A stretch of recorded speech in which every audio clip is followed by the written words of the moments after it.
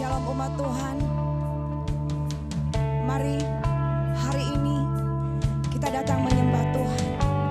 Kita sujud di hadapan-Nya, meninggikan nama Tuhan.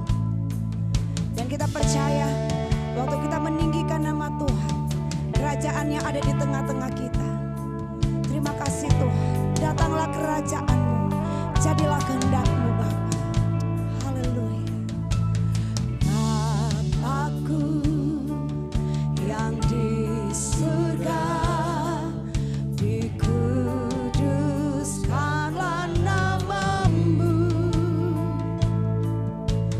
Datanglah kerajaan-Mu, jadilah kehendak-Mu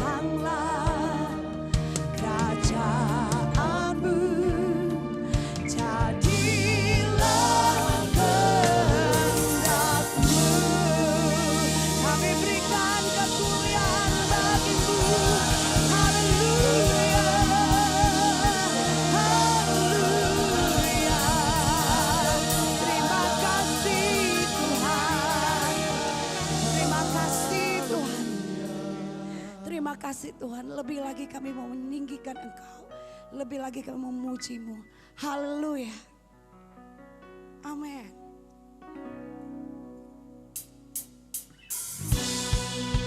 Haleluya. Mari kita bertepuk tangan semua umat Tuhan. Haleluya. Engkau Tuhan dengan kekuatanku, kuasa-Mu nyata dalam hidup ini. Ku sembah Kau Tuhan, baik siang dan malam. Ajaiblah Kau Yesus. Haleluya. Amin.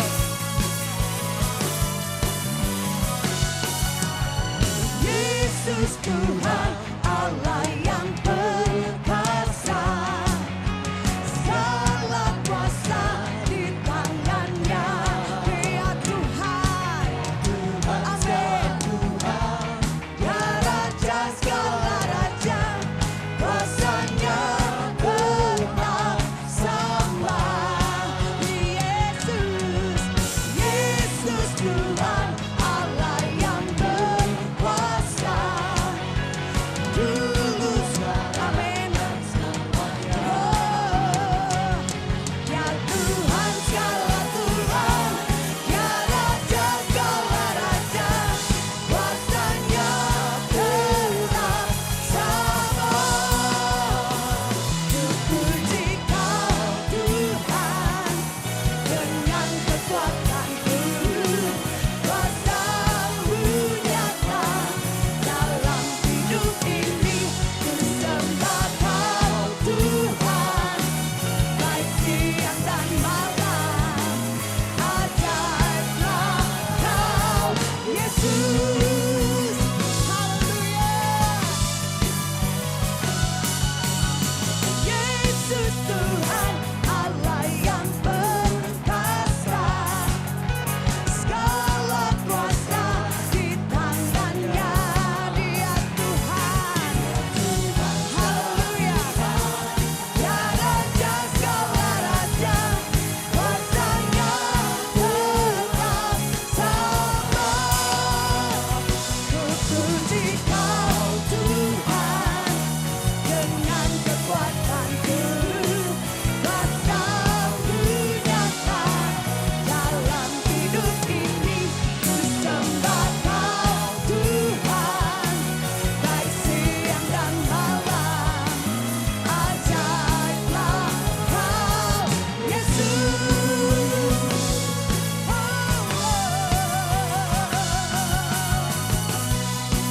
Amin. Kami bersorak bagi nama-Mu Tuhan. Haleluya.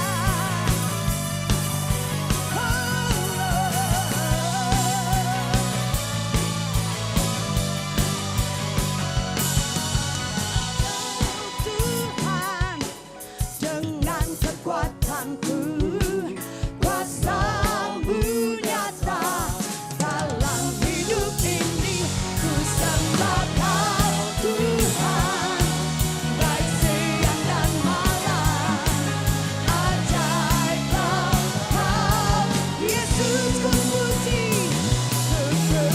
Kau Tuhan dengan kekuatanku, kuasa-Mu nyata dalam hidup ini.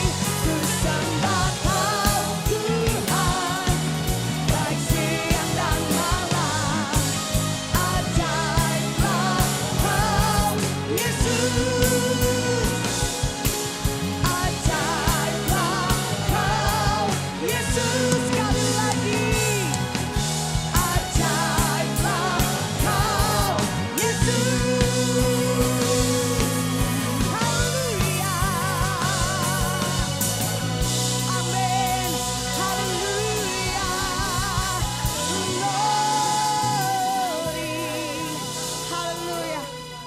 Kita saksikan Petra News berikut ini.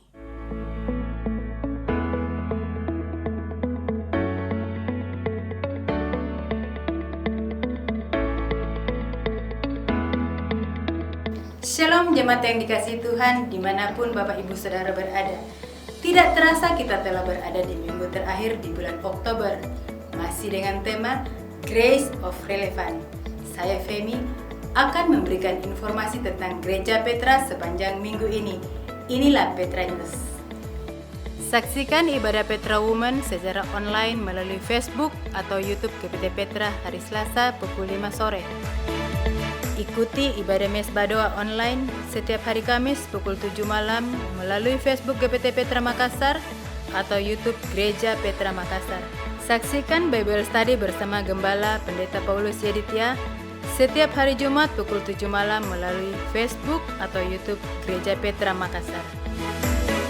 Mari ikuti dan saksikan ibadah anniversary Gereja Petra yang ke-49 tahun secara online atau streaming melalui Facebook GPT Petra Makassar atau YouTube Gereja Petra Makassar hari Sabtu tanggal 31 Oktober pukul 19.00 WITA atau 7 malam. Acara ini sangat spesial karena Praise and Worship akan dilayani bukan hanya tim dari Makassar, melainkan juga dari tim musik dari berbagai gereja Petra Misi, langsung dari daerah masing-masing. Firman Tuhan juga akan dilayani oleh Pendeta John Jonathan dari Gereja Petra Raha, Pendeta Billy Poli dari Gereja Petra Tomohon, dan Bapak Endro Nugraha. Serta ada pesan gembala dari Gembala Sidang GPT Petra, Pendeta Paulus Yeditya yang akan diwakili oleh Ibu Gembala Febe Yeditya. Ibadah umum mulai tanggal 1 November akan diadakan secara offline atau tatap muka. Ibadah akan dilakukan sebanyak 2 kali. Ibadah pertama pukul 9 pagi dan ibadah kedua pukul 5 sore. Ibadah ini tetap akan menjalankan protokol kesehatan dan bagi jemaat agar tetap dapat memakai masker selama ibadah berlangsung. Mari donasikan dana Anda untuk membantu meringankan beban sesama jemaat yang berkekurangan di masa pandemi ini melalui rekening BCA Petra Peduli di 025 557 1007 atas nama Petra Peduli. Bapak Ibu yang rindu untuk memberikan persembahan atau perpuluhan, Bapak Ibu bisa langsung mentransfer melalui BCA 025 0527 012 atas nama Paulus Yeditya.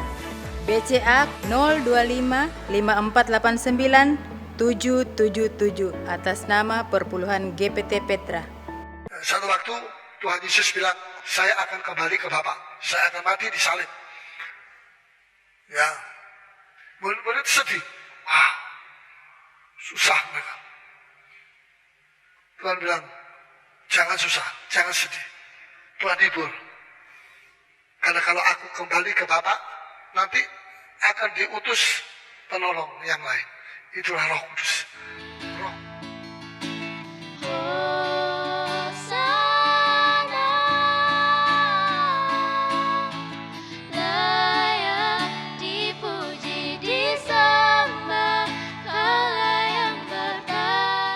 Dengarkan lagu-lagu rohani terbaik dan firman Tuhan melalui Radio Suara Victory di website suaravictory.com. Dari kawasan Gunung Batu Putih Makassar, inilah Suara Victory. Pertolongan Tuhan dan mujizat yang Tuhan perbuat saat ini mungkin tidak sama dengan mujizat yang ada dalam Alkitab, seperti Tuhan membela laut, memberi makan 5.000 orang dengan 5 roti dan 2 ikan dan sebagainya. Tapi mujizat Tuhan yang relevan untuk saat ini adalah dengan membuat kita mampu melewati semua kesulitan dan pergumulan kita. Karena Dia tetap Allah yang sama, tidak pernah berubah dulu, sekarang, sampai selama-lamanya. Grace of Relevance. Demikian Petra News minggu ini. Tuhan Yesus memberkati.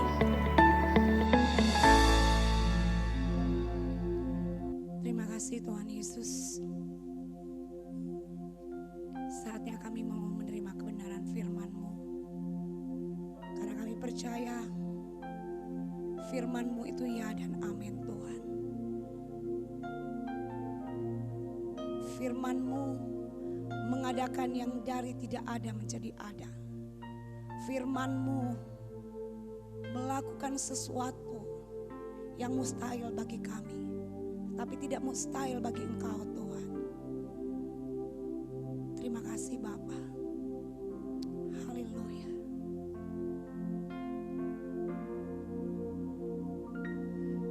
Ku hidup karena percaya Kau yang berjanji setia, pengharapanku selalu ada di dalam-Mu. Ku tidak akan menyerah meski dalam kesesakan. Seluruh hidupku dalam genggaman-Mu, Yesus. Aku punya Tuhan yang besar, yang telah berjanji dan sanggup menggenapi. Imanku bersepakat percaya kuasa-Nya. Ku terima sekarang kemenangan dari-Mu. Mari berikan tepuk tangan bagi Allah kita. Haleluya. Ku tidak akan menyerah meski dalam kesesakan. Seluruh hidupku, amin, dalam genggaman-Mu. Mari katakan, aku punya Tuhan, aku punya Tuhan yang besar, yang telah berjanji dan sanggup menggenapi. Imanku bersepakat percaya kuasa-Nya. Ku terima sekarang kemenangan.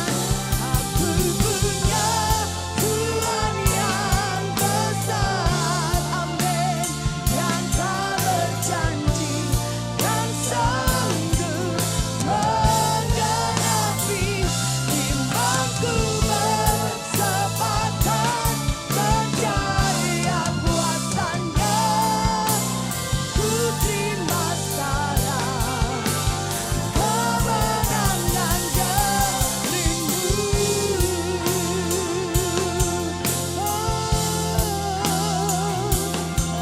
Kami terima kemenangan dari-Mu.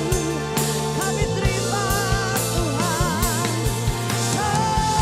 Haleluya. Glory. Kami milik-Mu Tuhan. Kami umat kepunyaan-Mu Yesus.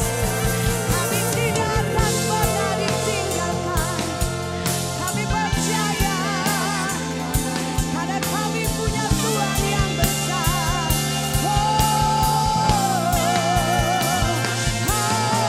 Haleluya. Kami hidup karena percaya kepada Yesus. Kami hidup Tuhan.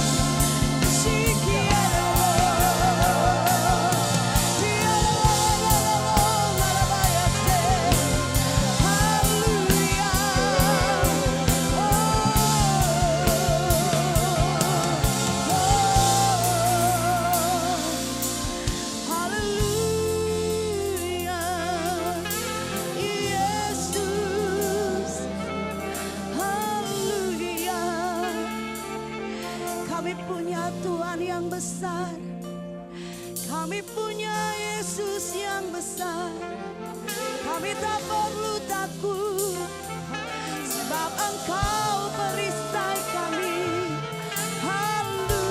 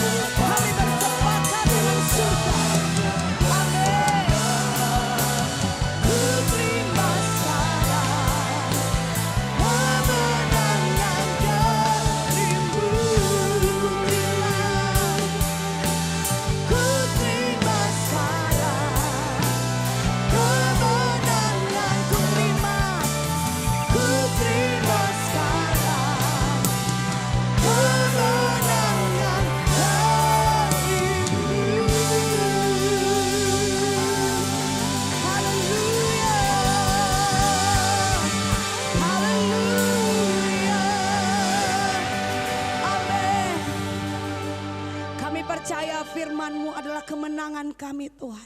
Firman-Mu adalah kekuatan kami. Berbicaralah bagi setiap kami umat-Mu. Dan hamba-Mu yang akan menyampaikan kebenaran firman-Mu. Urapi Tuhan. Biarlah hamba-Mu berbicara seturut dengan kehendak Tuhan. Dan setiap kami umat-Mu yang mendengarkan, urapan-Mu juga Tuhan tercurah turun atas setiap kami. Di dalam nama Tuhan Yesus. Haleluya. Amin. Shalom, selamat pagi, selamat siang, selamat sore, dan selamat malam buat Bapak Ibu Saudara yang beribadah bersama-sama pada hari ini. Pertama-tama saya ucapkan terima kasih untuk Bapak dan Ibu Gembala yang sudah memberikan kepercayaan kepada kami untuk bisa melayani di hari ini, dan juga buat Bapak Ibu Saudara sekalian.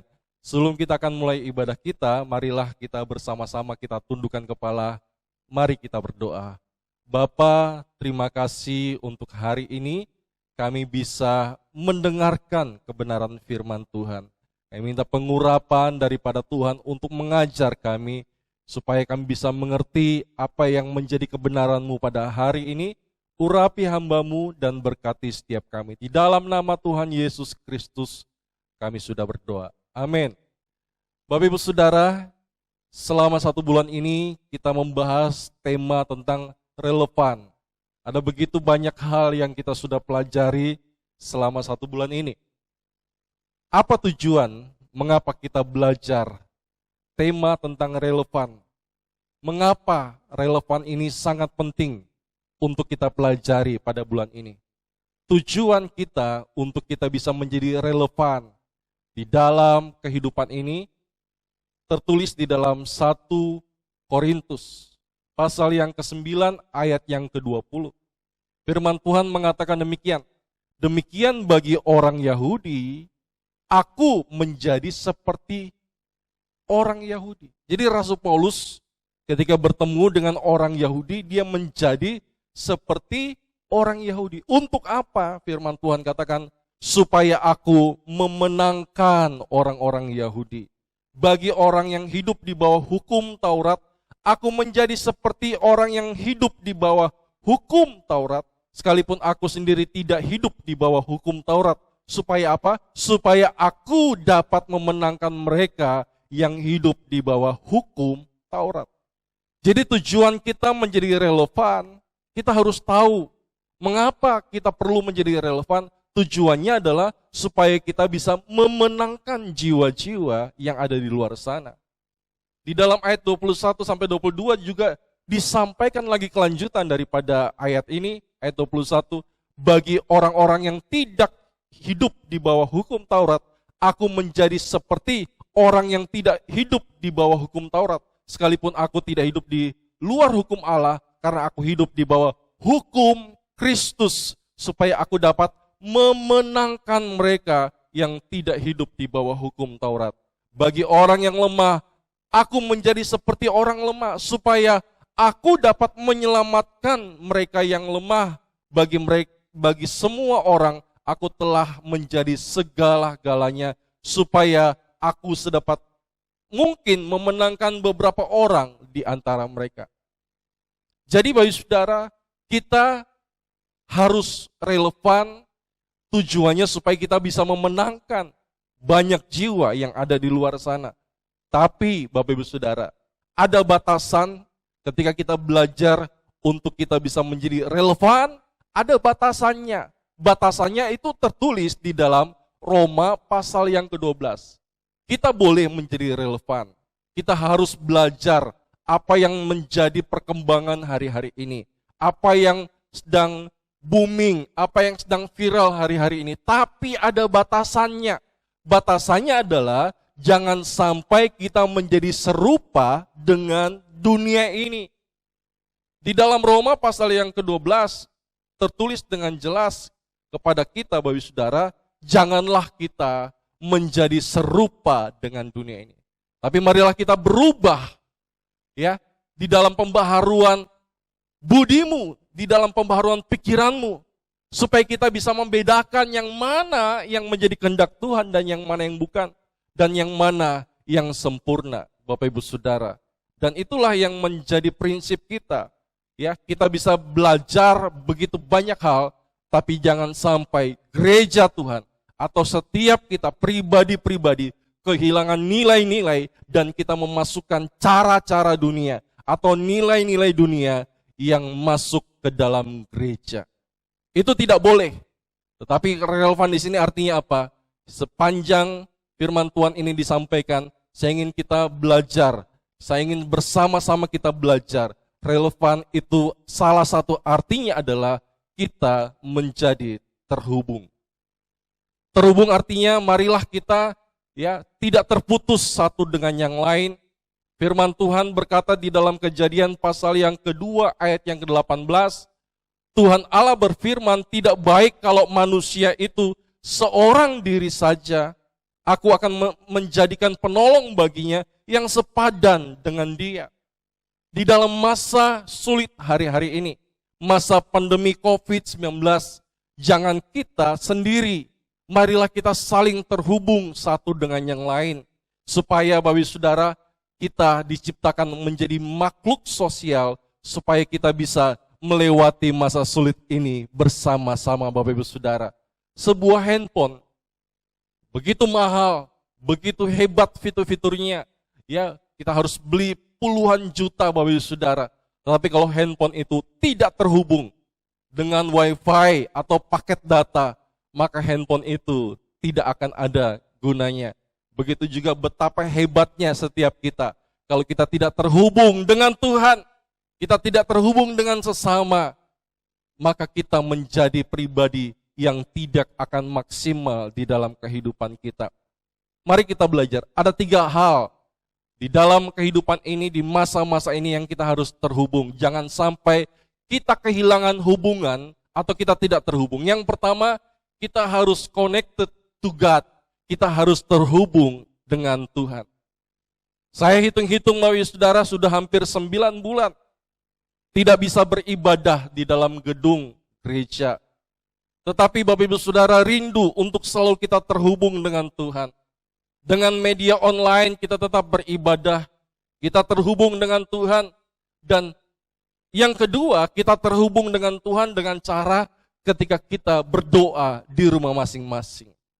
Ketika kita berdoa itulah kita sedang terhubung dengan Tuhan. Bapak Ibu Saudara, ada sesuatu yang sangat luar biasa di dalam kalimat doa Bapa kami, yaitu datanglah kerajaanmu, jadilah kehendakmu di bumi seperti di sorga. Apa yang dimaksud dengan di bumi seperti di sorga? Artinya di dalam dunia ini atau di bumi ini harus senantiasa kita terkonek dengan sorga. Artinya kalau ingin supaya ada suasana sorga, ada sesuatu yang luar biasa yang turun dari sorga, mari kita terkonek satu dengan yang lain. Seperti tangga yang terhubung antara Yakub dengan Tuhan saat itu, di mana malaikat turun naik, di saat itulah kita juga terhubung dengan Tuhan. Di dalam doa Bapa kami, di dalam Matius pasal yang ke-6, ayat 9 sampai yang ke-10, firman Tuhan katakan, karena itu berdoalah demikian, Bapa kami yang di sorga, dikuduskanlah namamu, datanglah kerajaanmu, jadilah kehendakmu di bumi seperti, kata seperti ini artinya ada kesamaan apa yang terjadi di bumi seperti di sorga. Artinya Bapak Saudara, marilah kita saling terkonek satu dengan yang lain seperti apa yang tertulis di dalam firman Tuhan ini. Dan juga Bapak Saudara, ketika kita sedang belajar tentang terkonek ini, kita melihat bagaimana kehidupan Tuhan Yesus. Ya, dia tidak melakukan apa-apa, tidak bisa melakukan apa-apa. Sebelum Yesus melihat apa yang dikerjakan Bapa, barulah dia melakukan apa yang akan dikerjakan di dalam Yohanes pasal yang ke-5 ayat yang ke-19. Maka Yesus menjawab katanya, aku berkata kepadamu, sesungguhnya anak tidak dapat mengerjakan sesuatu dari dirinya sendiri jikalau tidak ia melihat Bapa mengerjakannya, sebab apa yang dikerjakan Bapa itulah yang dikerjakan anak. Artinya Yesus melihat apa yang dikerjakan Bapa, barulah dia mengerjakan. Artinya ada koneksi antara kita dengan Tuhan. Bagaimana caranya supaya kita bisa selalu terkoneksi dengan Tuhan? Yaitu tadi melalui doa. Doa adalah alat yang begitu luar biasa yang membuat kita selalu terkoneksi dengan Tuhan, yang membuat kita selalu terhubung dengan Tuhan, sehingga kita bisa merasakan Tuhan kapan saja melalui doa. Di dalam terkoneksi satu dengan yang lain, saya teringat dengan kisah di dalam Yohanes pasal yang ke-15 tentang pokok anggur dan ranting-rantingnya yang selalu terkonek satu dengan yang lain. Sehingga ranting itu tidak bisa berbuah tanpa ada tersambung dengan pokok.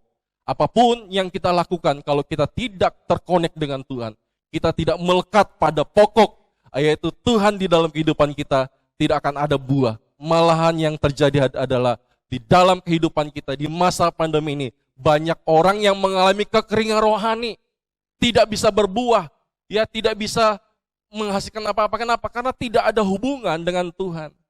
Tidak ada rasa haus dan lapar untuk mencari Tuhan. Di dalam Yohanes pasal yang ke-15, ayat yang pertama, ayat yang kedua, akulah pokok anggur yang benar, Bapakulah pengusahanya. Setiap ranting padaku yang tidak berbuah dipotongnya, setiap ranting yang berbuah dibersihkannya, supaya ia lebih banyak berbuah. Tinggallah di dalam aku, ayat yang keempat, dan aku di dalam kamu. Sama seperti ranting tidak dapat berbuah dari dirinya sendiri, kalau ia tidak tinggal pada pokok anggur. Jadi ranting itu tidak bisa buat apa-apa tanpa tinggal melekat pada pokok anggur. Begitulah kehidupan kita. Kita tidak bisa berbuah, kita tidak bisa berbuat banyak kalau kita tidak melekat, tidak terhubung dengan Tuhan. Demikian juga kamu tidak berbuah jikalau kamu tidak tinggal di dalam aku. Akulah pokok anggur dan kamulah ranting-rantingnya. Barang siapa tinggal di dalam aku, kata Tuhan, dan aku di dalam dia, ia berbuah banyak. Sebab di luar aku, kamu tidak dapat berbuat apa-apa. Di luar Tuhan kita tidak dapat berbuat apa-apa, Bapak Ibu Saudara. Firman Tuhan yang sampaikan. Tetapi apa yang terjadi jikalau kita terkonek dengan Tuhan, kita terhubung dengan Tuhan? Hasilnya ada di ayat yang ke-7. Firman Tuhan berkata, jikalau kamu tinggal dalam aku dan firmanku tinggal di dalam kamu, mintalah apa saja yang kamu kendaki dan kamu akan menerimanya. Artinya ketika kita terhubung dengan Tuhan melalui doa, melalui firman Tuhan, maka apa yang terjadi? Mintalah apa saja yang kamu kendaki, maka kamu akan menerimanya. Begitu luar biasa di dalam ayat ini. Kita terhubung. Ya, ranting itu begitu mengandalkan akan pokok anggur. Di dalam Yeremia pasal yang ke-17 ayat yang ke-7 sampai 8. Diberkatilah orang yang mengandalkan Tuhan, yang menaruh harapannya pada Tuhan. Itu seperti ranting tadi yang sangat mengandalkan pokok. Itu hidupnya diberkati. Ya, seperti pohon yang ditanam di tepi aliran air, yang merambatkan akar-akarnya di tepi batang air, yang tidak mengalami datangnya panas terik, dan daunnya tetap hijau, yang tidak khawatir dalam tahun kering. Jadi di dalam kehidupan ini ada musim kering, ada musim berbunga, ada musim berbuah. Jadi ada musim-musimnya. Tetapi ketika kita mengandalkan Tuhan, ketika kita selalu terhubung dengan Tuhan, di dalam masa kering sekalipun kita tetap berbuah. Katakan amin. Di dalam masa kering sekalipun kita tetap berbunga, berbuah, dan kita bisa menghasilkan sesuatu dan tidak berhenti menghasilkan buah, kata firman Tuhan di dalam Yeremia ini. Tidak berhenti. Ada begitu banyak hal yang akan keluar dari kehidupan kita. Ada begitu banyak berkat yang Tuhan akan sampaikan kepada setiap orang yang mengandalkan Tuhan di dalam segala sesuatu. Tadi yang pertama, kita harus connected to God. Kita harus terhubung dengan Tuhan. Yang kedua, kita harus connected to others. Kita harus terhubung dengan sesama. Di masa pandemi ini jangan sampai kita kehilangan koneksi satu dengan yang lain. Ya, apalagi ada beberapa orang yang saya dengar kesaksiannya ketika mereka sampai terkena akan virus COVID-19. Mereka butuh dukungan, mereka butuh support, mereka butuh untuk dikuatkan. Kalau tidak ada yang menguatkan mereka, akan stres. Kalau semua menjauhi mereka, mereka akan merasa putus asa. Buat apa mereka hidup kalau hidupnya harus dijauhi? Di masa-masa seperti ini, marilah kita saling terhubung satu dengan yang lain, Bapak Ibu Saudara. Kalau di zaman dulu untuk terhubung satu dengan yang lain, apalagi kalau orang tua tinggal di luar kota yang jauh, ada anak yang tinggal mungkin di luar kota, di luar negeri yang jauh, kita harus menulis surat supaya kita terhubung dengan dia. Oh, dibutuhkan waktu, wahai saudara, berminggu-minggu, berbulan-bulan baru sampai suratnya. Ketika anak itu atau orang tua menerima surat daripada anaknya, oh begitu sukacitanya, merasa anaknya begitu dekat dengan adanya surat itu. Itu di zaman dulu, wahai saudara. Ya, itu juga seperti pada waktu zaman daripada Rasul Paulus menulis surat kepada jemaat yang ada di Galatia, Efesus dan sebagainya, supaya mereka senantiasa terhubung. Dan isi surat itu begitu menguatkan. Isi surat itu mewakili daripada pribadi ya Rasul Paulus yang tidak sempat hadir pada waktu itu, tapi itu menguatkan, memberikan sukacita. Bapak Saudara, kita lihat sama-sama. Di dalam Kisah Para Rasul pasal yang ke-15, Kisah Para Rasul 15 ayat 31 sampai ayat yang ke-32. Setelah membaca surat itu, jadi Rasul Paulus mengirimkan surat kepada jemaat ya yang ada, jemaat bersukacita karena isinya yang menghiburkan. Jadi ketika mereka membaca surat itu, jemaat bersukacita karena apa? Karena isi daripada surat itu yang sangat menghibur, menguatkan. Yudas dan Silas yang adalah juga nabi ya lama menasehati saudara-saudara itu dan menguatkan hati mereka. Jadi di dalam surat itu kadang-kadang hati-hati ya di sana dan sebagainya, ada nasihat dan sebagainya. Bapak Ibu Saudara, di tengah-tengah masa kesulitan ini, pandemi ini, saudara, marilah kita terhubung, saling menguatkan, saling menasihati satu dengan yang lain. Kita saling, jangan sampai terputus, saudara. Di dalam, kalau zaman dulu ada surat, tapi sekarang surat saya rasa sudah tidak zamannya lagi, saudara. Sesuatu yang sangat gampang sekali kita bisa terhubung satu dengan yang lain. Sekarang bisa lewat WA, WhatsApp, kita bisa mengirimkan pesan kepada siapapun di seluruh belahan dunia manapun dalam waktu detik yang sama. Ya, orang itu, siapapun itu akan menerima pesan kita. Bahkan kita bisa melihat wajahnya melalui video call. Dengan cara demikian kita bisa saling terhubung. Dulu orang tua kalau anaknya sekolah di luar kota, dia khawatir bagaimana nasibnya, bagaimana wajahnya. Dan sekarang Bapak Saudara dengan mudah tinggal video call, bisa memantau kondisi di sana, bagaimana kondisi kosnya, bagaimana kondisi di sana, semuanya bisa dilihat lewat teknologi yang ada di zaman kita sekarang, Bapak Saudara. Marilah kita saling terhubung. Di tengah-tengah masa pandemi ini, Bapak Saudara, kita saling terhubung satu dengan yang lain. Ada satu yang Tuhan sudah siapkan untuk kita bisa saling terhubung satu dengan yang lain, itu yang bernama dengan Klik. Klik adalah komunitas, cell group, ya, di mana kita bisa saling mempedulikan satu dengan yang lain. Kalau dalam skala besar, kita tidak bisa saling kenal, saling tahu satu dengan yang lain. Kita tidak bisa saling terhubung semuanya, tapi kita bisa terhubung satu dengan yang lain melalui Klik tadi, kelompok-kelompok kecil ini, di mana ketika ada satu yang bermasalah, yang lain bisa tahu karena tinggal tidak jauh dari lokasi di mana ada.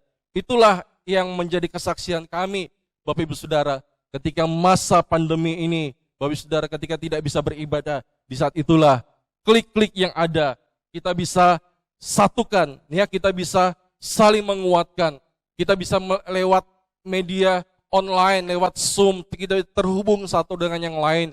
Di situ saya bisa mendoakan keluarga demi keluarga. Di situ ya para Klik leader atau PKS bisa melihat anggota-anggotanya. Kita bisa saling terhubung, kita bisa melepas rindu, kita bisa melepas ya kangen kita kepada teman-teman gereja yang sudah lama tidak bertemu. Lewat Klik tadi, Bapak Saudara, kita saling terhubung. Di dalam Ibrani pasal yang ke-10 ayat yang ke-24-25, dan marilah kita saling memperhatikan supaya saling mendorong dan dalam kasih dan dalam pekerjaan baik. Marilah kita saling memperhatikan di masa-masa seperti ini. Saling mendorong untuk supaya kehidupannya jauh lebih baik. Ayat 25. Janganlah kita menjauhkan diri dari pertemuan-pertemuan ibadah seperti yang dibiasakan oleh beberapa orang. Tapi marilah kita saling menasehati dan semakin giat melakukannya menjelang hari Tuhan yang mendekat. Kedatangan Tuhan tidak lama lagi. Marilah kita saling menasihati, menguatkan, mendorong satu dengan yang lain, menguatkan satu dengan yang lain lewat klik tadi. Di dalam klik kalau terjadi keakraban yang luar biasa, satu dengan yang lain, bahkan kita itu merasa ada satu kedekatan. Bahkan ada yang merasakan teman gereja itu lebih dekat daripada saudara sendiri. Ya, kita merasakan dia lebih mengerti, lebih memahami, kita lebih banyak keluar dengan mereka. Kenapa? Karena sudah seperti saudara. Firman Tuhan mengatakan di dalam Amsal 18 ayat 24, ada teman yang mendatangkan kecelakaan, tetapi ada sahabat yang lebih karib daripada seorang saudara. Di dalam klik kita membangun persahabatan, supaya kita merasakan sahabat rasa saudara. Di mana kita bisa saling mendoakan, menasihati, dan mari kita saling menguatkan di masa-masa seperti ini. Yang ketiga, yang pertama kita harus connected to God. Yang kedua kita connected to others, dengan sesama. Yang ketiga kita harus connected to the world. Kita harus terhubung dengan dunia ini. Firman Tuhan menjelaskan kepada kita identitas kita. Tuhan mengingatkan kita, siapa kita? Kita adalah garam dan terang dunia. Artinya kehidupan kita harus bisa dirasakan dampaknya. Kehadiran gereja Tuhan di masa-masa seperti ini harus bisa dirasakan oleh dunia. Kalau gereja itu sudah diberkati, marilah kita menjadi berkat buat dunia di masa-masa sulit ini. Ya, dengan cara mungkin bisa membagi paket sembako, memperhatikan yang lain. Kenapa? Kita ini adalah gereja. Kehadiran gereja harus bisa terkonek dengan dunia ini. Gereja jangan eksklusif, tapi gereja harus bisa menjadi jawaban. Gereja harus bisa menjadi solusi buat kota, buat bangsa, Bapak Ibu Saudara. Tapi sekali lagi, connected to the world artinya kita harus terhubung dengan dunia, tapi jangan sampai kita menjadi serupa dengan dunia. Jangan, Bapak Ibu Saudara. Kita harus mempunyai nilai-nilai, kita harus mempunyai batasan-batasan yang ada. Connected to the world, kita harus terhubung dengan dunia ini artinya bahwa apa yang kita bisa lakukan, marilah kita lakukan. Kita bisa berdoa buat kota, kita bisa berdoa buat bangsa, kita bisa berdoa buat orang-orang yang saat ini sedang menderita dan sebagainya. Mereka membutuhkan jawaban. Ada begitu banyak orang yang sedang khawatir, ada begitu banyak orang yang sedang takut di masa resesi, di masa pandemi ini, saudara. Marilah kita datang dan menguatkan mereka. Ada orang-orang bisnis yang sedang khawatir terhadap bisnisnya. Ada orang-orang yang sedang khawatir terhadap masa depannya. Anak-anak juga yang sekolah online juga khawatir bagaimana dengan masa depan mereka. Harusnya di saat-saat inilah gereja hadir. Harusnya di saat-saat inilah kita hadir menguatkan mereka. Kita harus menjadi jawaban buat dunia. Ini artinya kita harus connected to the world. Kita harus bisa menjadi jawaban buat dunia ini. Jangan sampai, saudara, kita terlalu begitu banyak kita terlalu banyak belajar tentang hal-hal yang dalam Tuhan sampai kita lupa untuk menjadi berkat. Padahal kita diberikan identitas oleh Tuhan, kita adalah garam dan terang dunia. Satu kali Petrus ketika diajak dengan Tuhan Yesus untuk naik, untuk bisa berdoa bersama-sama saat itu dengan Yakobus dan Yohanes, di saat itulah wajah daripada Tuhan Yesus berubah menjadi sangat terang, menjadi sangat luar biasa indah. Dan di saat itulah nampak daripada Musa, Elia dan sebagainya. Kemudian Petrus mengatakan, Tuhan, begitu indahnya tempat ini, begitu asiknya, begitu hebatnya tempat ini. Mari kita dirikan tenda. Apa maksud mendirikan tenda di sini? Marilah kita tinggal di sini sampai selama-lamanya. Tapi Tuhan Yesus tidak. Tuhan Yesus katakan, marilah kita turun, marilah kita pergi dari tempat ini. Kenapa? Masih begitu banyak jiwa yang ada di luar sana yang membutuhkan Tuhan Yesus, yang membutuhkan Petrus, Yakobus, Yohanes. Jangan sampai kita terlalu ingin tinggal di dalam kemah kita, di dalam lingkungan yang ada, sampai kita lupa jadi berkat. Di dalam Matius 17 ayat yang keempat kata Petrus kepada Yesus, Tuhan, betapa bahagia yang kami berada di tempat ini. Jika engkau mau, biarkan kudirikan di sini 3 kemah, 1 untuk engkau, 1 untuk Musa, 1 untuk Elia. Begitu indahnya, marilah kita tinggal di sini. Tapi Tuhan katakan, marilah kita turun. Ada begitu banyak jiwa-jiwa yang menantikan. Marilah, saudara, di masa-masa seperti ini, marilah kita selalu terhubung. Ya, kita terhubung dengan Tuhan. Di dalam situasi seperti ini, marilah kita harus punya roh yang lapar dan haus. Kita begitu merindukan ibadah. Di dalam ibadah juga, saudara, ya kadang-kadang ada pengertian yang salah tentang ibadah. Terutama ibadah online, Bapak Saudara. Kadang-kadang kita berpikir kalau kita ibadah, ya cukup dengar firman. Ya kita tinggal lewati saja praise and worship, kita dengar firman, setelah dengar firman kita selesai. Ya kita beribadah, kadang-kadang kita tidak ibadah. Ada yang katakan mari kita nonton ibadah. Ada perbedaan antara nonton dan beribadah. Ketika kita cuman melihat ibadah, kita tidak ikut nyanyi, Bapak Saudara, kita tidak ikut berdiri, kita tidak ikut tepuk tangan, itu bukan ibadah, itu cuma nonton. Tetapi ketika ibadah itu dimulai, kita dengan pakaian yang rapi bersama dengan keluarga, kita ikut menyanyi, ya kita ikut tepuk tangan, firman Tuhan diberitakan, kita ikut menulis apa yang disampaikan, itu baru ibadah, Bapak Saudara. Jangan sampai kita cuma nonton ibadah, tapi kita tidak beribadah. Saya bertemu dengan satu orang dari gereja yang lain, ya dia tidak tahu saya adalah seorang hamba Tuhan. Dia katakan, ya saya tanya, ibu dari gereja mana? Dia sampaikan, saya dari gereja A. Ibu tidak ke gereja? Oh, saya tidak ke gereja lagi. Saya sekarang enak dengan adanya online ini, sambil tidur-tiduran saya bisa nonton ibadah. Jadi Bapak Saudara, ada orang yang cuma nonton, tapi tidak ikut ibadah. Tidak ikut jalannya ibadah. Marilah Bapak Saudara, kalau kita ingin dikuatkan di masa-masa seperti ini, jangan kita nonton saja, tapi marilah kita mengikuti jalannya ibadah yang ada. Yang kedua, marilah kita terkonek satu dengan yang lain. Dengan klik, dengan adanya media sosial yang ada, marilah kita terkonek satu dengan yang lain.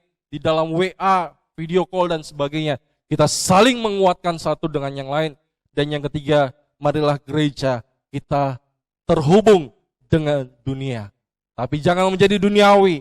Kita terhubung dengan dunia artinya kehadiran gereja tidak eksklusif, tapi marilah kita menjadi berkat buat kota dan juga buat bangsa. Seperti garam, dia tidak akan ada fungsinya kalau cuma dalam plastiknya saja. Tapi ketika garam itu dikeluarkan dari plastik, di saat itulah baru dia bisa terasa, ya, bagaimana kehadirannya, bagaimana rasanya. Itulah kehidupan daripada kita dan gereja Tuhan dimanapun kita berada. Baik Bapak Saudara, mari kita satukan hati, kita berdoa. Bapa, terima kasih untuk hari ini kami sudah beribadah, kami sudah mendengarkan firman Tuhan. Kami percaya bahwa firman Tuhan hari ini membuat kami bisa saling terhubung, terutama kami terhubung dengan Tuhan melalui ibadah, doa dan firman Tuhan. Kami terhubung dengan sesama melalui klik yang ada, dan kami terhubung dengan dunia ini melalui perbuatan-perbuatan kasih kami, melalui apapun yang kami bisa lakukan untuk dunia ini, supaya setiap kami bisa senantiasa menjadi pribadi yang relevan, supaya kami bisa memenangkan begitu banyak jiwa-jiwa yang ada di luar sana, memberkati akan setiap jemaat Tuhan dimanapun berada, yang memiliki masalah dalam bisnis, yang memiliki masalah dalam kesehatan, yang memiliki masalah dalam keluarga, yang memiliki masalah dalam apapun juga, Tuhan tolong Bapak, di dalam nama Tuhan Yesus. Juga kami berdoa buat Bapak dan Ibu Gembala, Tuhan senantiasa pakai menjadi saluran berkat untuk kami, berkati keluarga daripada Bapak dan Ibu Gembala, Tuhan senantiasa sehatkan, kuatkan, dan setiap kami diberkati oleh Tuhan. Di dalam nama Tuhan Yesus, saat ini terimalah berkat Tuhan, terimalah berkat yang terbaik yang datangnya daripada Allah Bapa, Allah Anak dan Allah Roh Kudus, menyertai kita semua mulai pada hari ini sampai selama-lamanya. Diberkati Bapak Ibu Saudara dimanapun berada, kita terus naik dan tidak turun, kita ada di atas dan tidak akan ada di bawah, kita menjadi kepala dan tidak menjadi ekor. Diberkati rumah tangga kita masing-masing, diberkati pernikahan kita, diberkati anak cucu kita, diberkati akan usaha, toko, bisnis, apapun yang Bapak Ibu Saudara kerjakan, Tuhan buat berhasil dan beruntung. Diberkati sekolah kuliah, diberkati kota Makassar, dan diberkati bangsa Indonesia di dalam nama Tuhan Yesus Kristus. Amin. Shalom Bapak Ibu Saudara, marilah kita saling terhubung di dalam masa sulit ini. Tuhan Yesus memberkati. Amin.